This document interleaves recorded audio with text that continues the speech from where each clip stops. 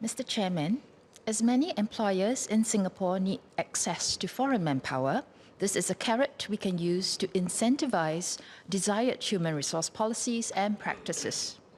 It is likely that new policies will be implemented to meet the desires of younger Singaporeans for better work-life balance.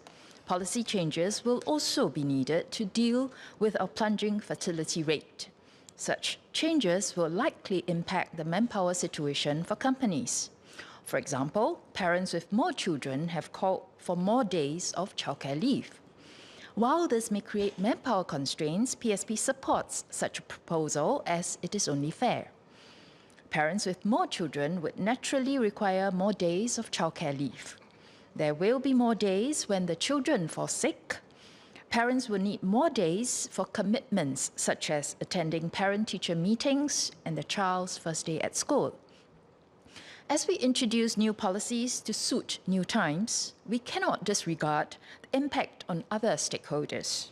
For example, many employers expressed concerns over the impact on their manpower when the additional 10 weeks of shared parental leave was announced. If too much of the burden of our social objectives are laid on employers, there will be pushback.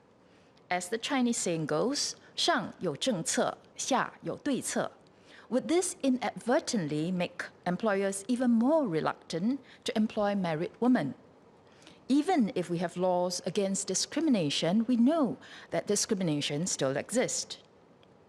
A more reliable way is to align the interest of employers to that of society.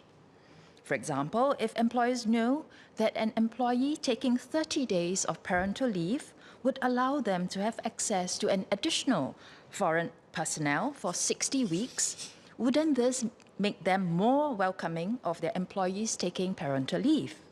Would this not incentivize family-friendly practices so that their employees have more time to find their life partners and raise families?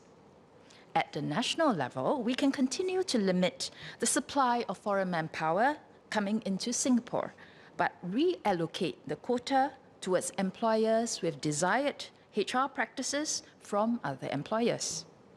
The reallocation can be based on the following factors.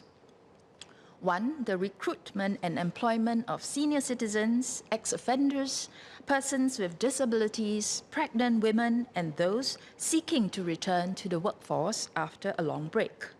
These are groups facing difficulties when seeking employment. 2. The utilization of parental leave, childcare leave, caregiving leave, and other family-friendly leave. Companies that offer additional family-friendly leave on top of statutory requirements should be rewarded further. And the best thing is, this incentive does not cost the government a dime. It merely requires a review of the criteria for quotas and compass points.